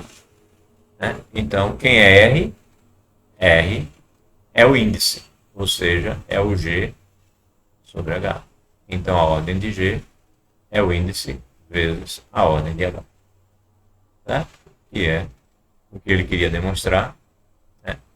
Consequentemente, a ordem de H divide a ordem de G. Isso é o nosso teorema de Lagrange. Teorema simples, né? Simples depois que você entendeu as classes, tudo direitinho, passa a ser simples. Enquanto não conhecia, parecia difícil.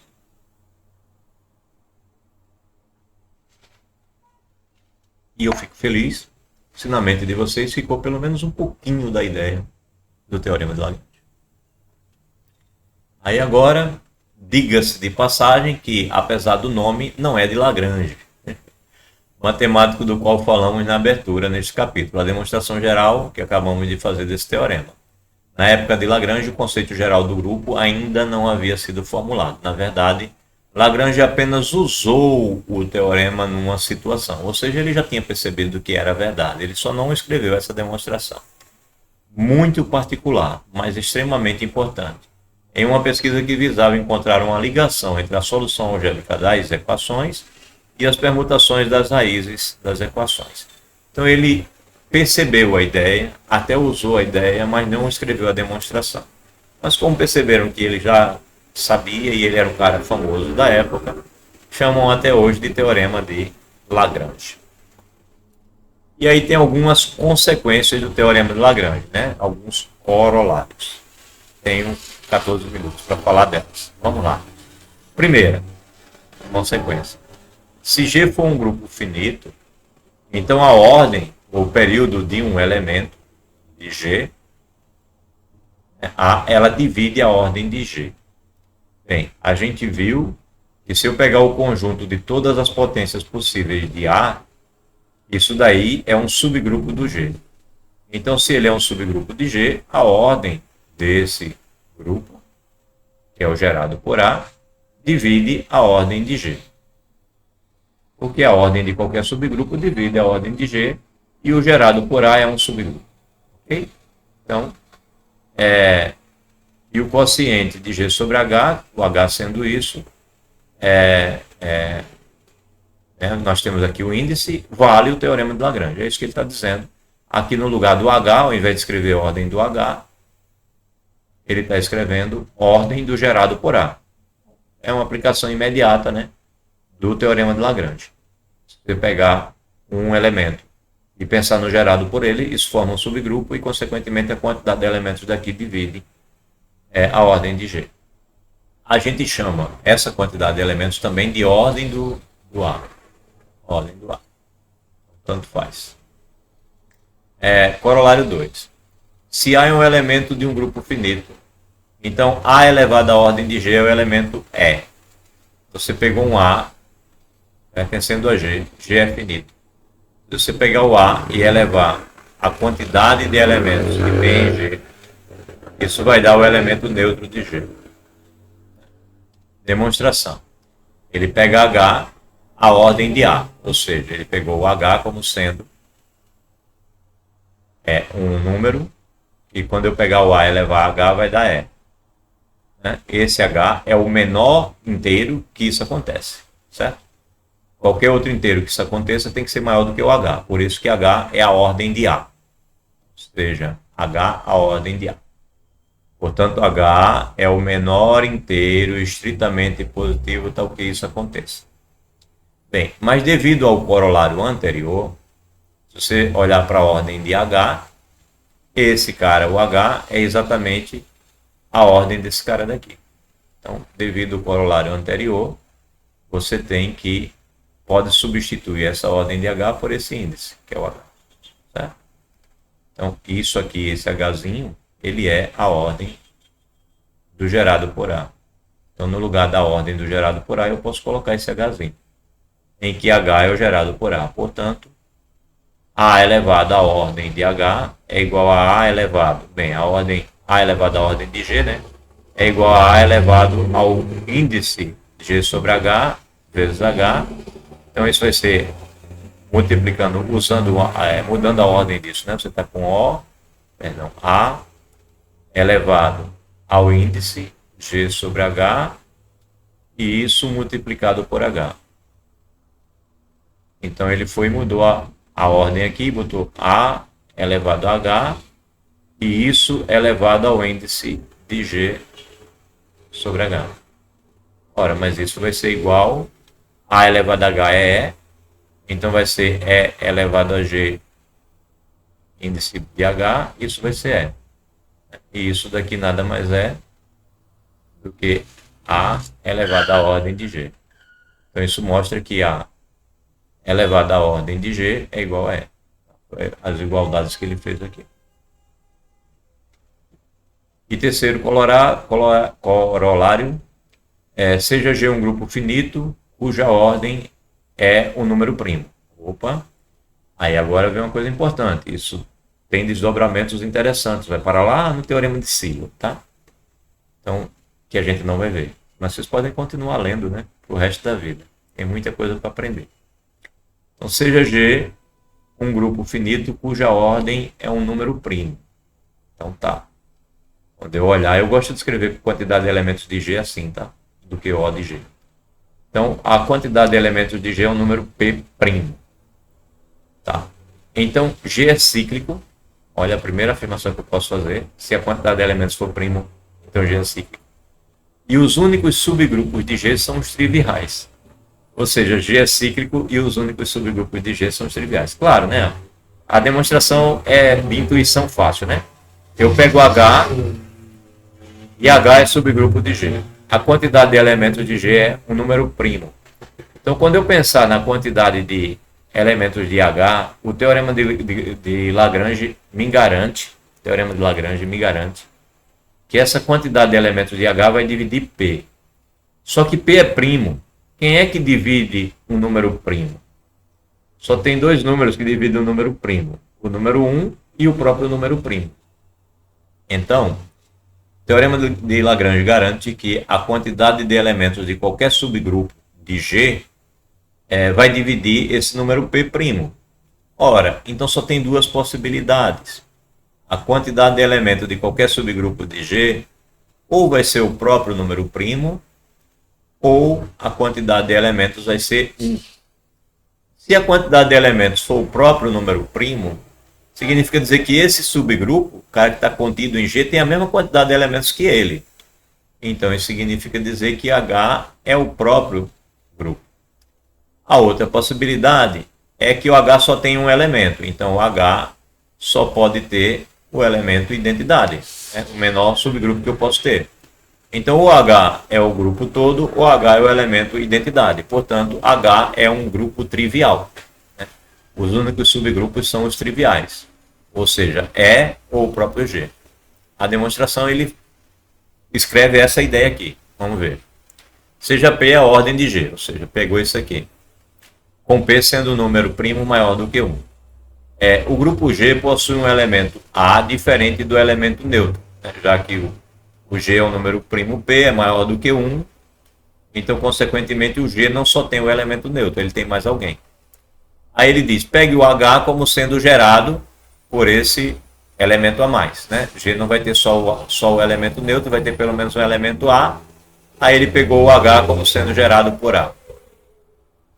Aí o teorema de Lagrange garante que a ordem de H divide P. A ordem de H divide P. Então a ordem de H é 1 ou P. A ordem de H é o P ou é o 1, como eu já tinha dito. 1 ou P. Bem, portanto o H só pode ser o E, ou então o H é o G. A boa primeira parte da demonstração.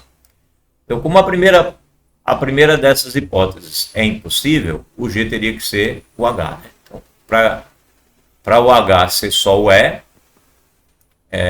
a primeira dessas hipóteses é impossível, porque ele está pensando no H sendo gerado por um A e o A não é o E. Então o H nesse caso teria que ser o próprio G. É isso que ele está dizendo quando ele diz que seria impossível, porque ele está pensando no H gerado por um A, né, e o A não sendo E. Ok.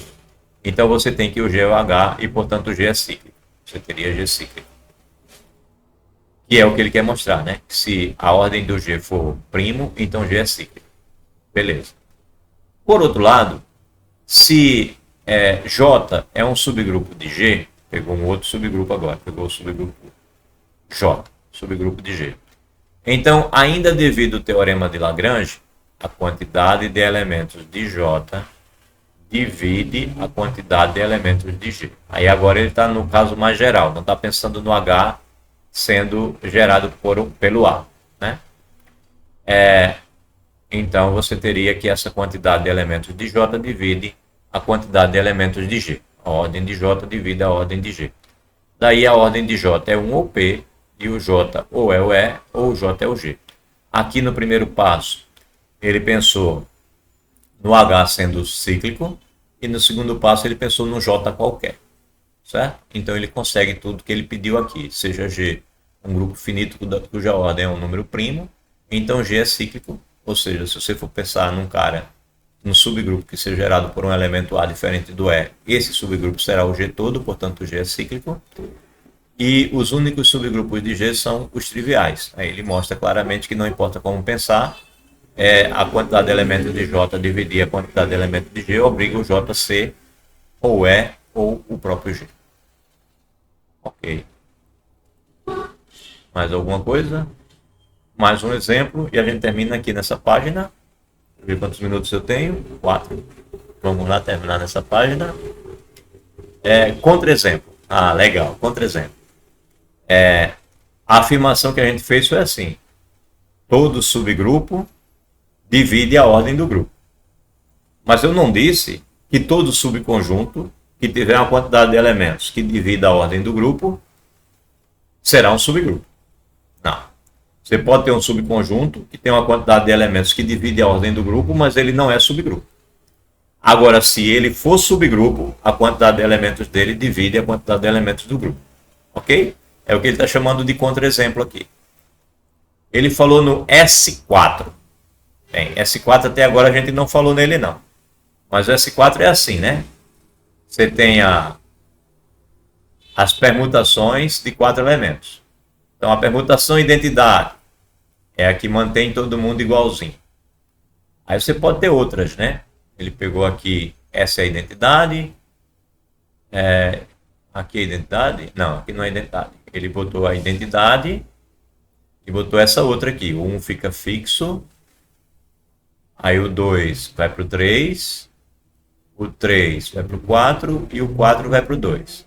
Tá? A anotação que a gente usou, eu poderia fazer só assim, né? Essa é a identidade. E essa daqui, o 1 fica fixo. Aí a gente escreveu assim, né? O 2 vai para o 3, o 3 vai para o 4 e o 4 vai para o 2. Pronto, poderia ser escrito assim para simplificar. Ok. Esse cara, esse conjunto formado só por esses dois, é um subgrupo do S4. O S4 teria todas as permutações possíveis dos quatro elementos. O S4 tem 24 permutações dessas. O nosso S3 só tinha 6. O S4 tem 24. Né? A quantidade sempre é n fatorial. Então 3 fatorial, a gente sabe que é 6. Por isso que o S3, a quantidade de elementos do S3 é 6. O S4 tem 4 fatorial. 4 fatorial é 24. Então a quantidade de elementos do S4 é 24, tá? A quantidade de elementos do S3 é 6, a quantidade de elementos do S4 é 24. E esse cara é um subgrupo do S4. Bem, perdão. Esse cara, embora o número de elementos de L, que é 2, pegou 2 aqui, divida o S4, o número de elementos de S4, ou seja, ele pegou um conjunto com 2 elementos, 2 divide o 24, 2 divide o 24, mas esse cara não é subgrupo, é isso que ele quer mostrar, não é subgrupo. Como é que ele faz para mostrar que não é subgrupo? Ele pegou o inverso dessa permutação. E ele mostra que o inverso dessa permutação não pertence a ele. Se ele fosse subgrupo, o inverso de todos os seus elementos pertenceriam a ele. Aí ele vai e mostra, 2 divide o 24. Mas esse L não é subgrupo do S4. Por quê? Porque quando eu olho para essa permutação, quando eu pegar o inverso dela, ela não está mais no L. Vamos pegar o inverso disso daqui. Bem, o inverso disso daqui vai ser... Quem é o inverso disso? Bem, o 1 está indo para o 1. Então, o 1 volta para o 1 sem problema nenhum. Né? O 1 volta para o 1 sem problema nenhum. Agora, o 2 aqui está indo para o 3. Vamos lá. O 2 está indo... Vamos ver se essa que ele apresentou de fato é o inverso. O 1 está indo para o 1, o 2 está para o 4, o 3 está para o 2. Vamos ver. O 1 está para o 1. O 2 está para o 4, o 3 está indo para o 2 e o 4 está indo para o 3. Vamos ver se isso de fato é o inverso disso. Veja que ele não está no L, portanto L não é grupo. O que eu faço? Eu faço a composição dessas duas aqui e tem que dar identidade.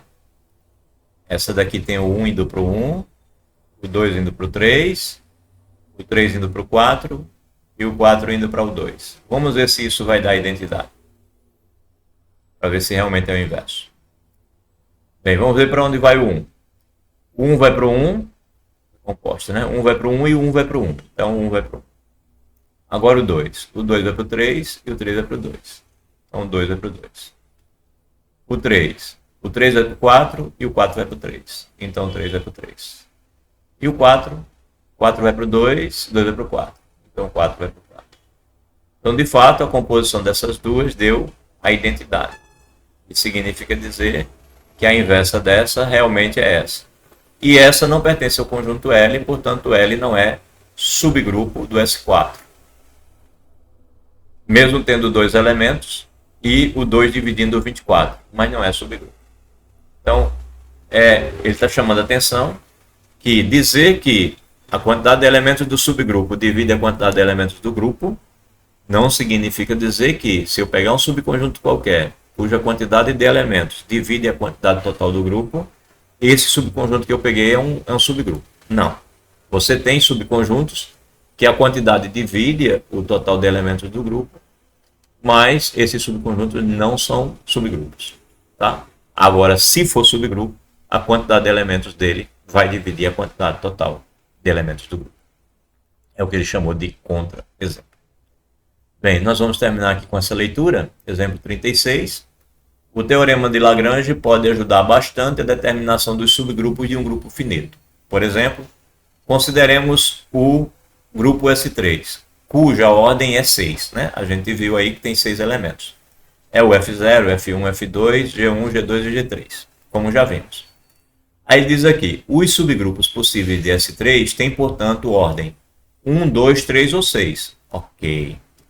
Então, por exemplo, o S4 tem 24 elementos. Então, os subgrupos deles podem ter quantos elementos? Bem, 1, né? Que é o trivial, que só tem o E. 2, que é um cara que divide o 24. Pode ter 3 elementos. Pode ter 4 elementos. Pode ter 6 elementos. Não pode ter 7 elementos. Não pode ter 5. Né? Mas pode ter 8 elementos. Não pode ter 9.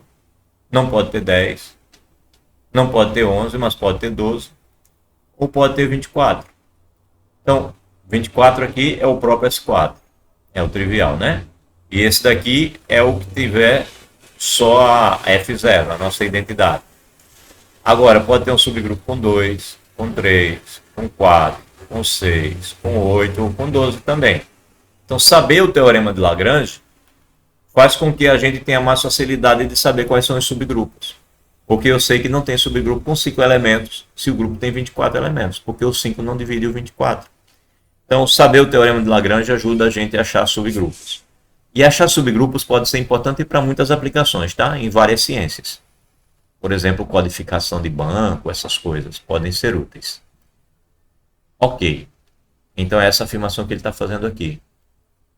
O S3 só teria 1, 2 ou 3 ou 6, porque o S3 tem 6 elementos. E quem divide o 6? O 1, o 2, o 3 ou o 6. Aí os de ordem 1 e 6 são os triviais. A gente só precisa procurar então no subgrupo S3 os que são formados por 2 elementos ou 3 elementos, né? Porque o 1 e o 6 a gente já sabe. Né? Então ele está dizendo aqui, os de ordem 1 e 6 são os triviais respectivamente. O subgrupo formado só pelo elemento neutro e o próprio S3. Os de ordem 2 e 3 são necessariamente cíclicos, como vimos no capítulo 3, ou seja, no corolário 3. Porque esses caras são primos, né? Se esses números são primos, então são cíclicos. Logo, quando a gente olha para o exemplo 25, S3 tem 3 subgrupos de ordem 2, que são o G1, formado pelo G1, e o G2, que são aqueles que nós fizemos assim. Era a identidade e o G1, a nossa identidade lá era o F0, né?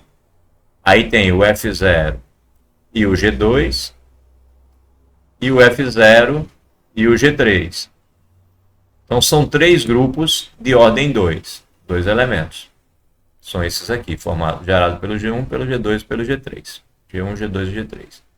E o único elemento, o único subgrupo de ordem 3 é aquele nosso gerado pelo F1 e pelo F2, que era aquele que a gente viu em destaque, né? F0, F1 e F1 quadrado, que era o nosso F2. Então só tem esse subgrupo de ordem 3. É claro que o exemplo dado é muito favorável na aplicação do teorema de Lagrange. No caso do S4, o teorema de Lagrange também é suficiente, embora o trabalho seja muito maior, né? Porque você tem aqui um monte de coisas para olhar. Então o trabalho seja muito maior. Vale ressaltar, porém, que há outros recursos teóricos capazes de favorecer uma pesquisa mais abrangente dos subgrupos de um grupo finito. Mas eles se situam além dos objetivos deste livro. Então, o livrinho que a gente está estudando não se propõe a fazer uma pesquisa de quantidades mais sofisticadas. E aí tem muita matemática para se ver sobre grupos. E aí essa matemática sobre grupos a gente não vai ver aqui na graduação, tá? Mas quem quiser fazer um mestrado em álgebra, um doutorado em álgebra, tem muita coisa para estudar ainda sobre grupos, subgrupos, loops e outras estruturas lindas que tem para serem estudadas, tá? E as aplicações são muitas. Bem, deixa eu parar a gravação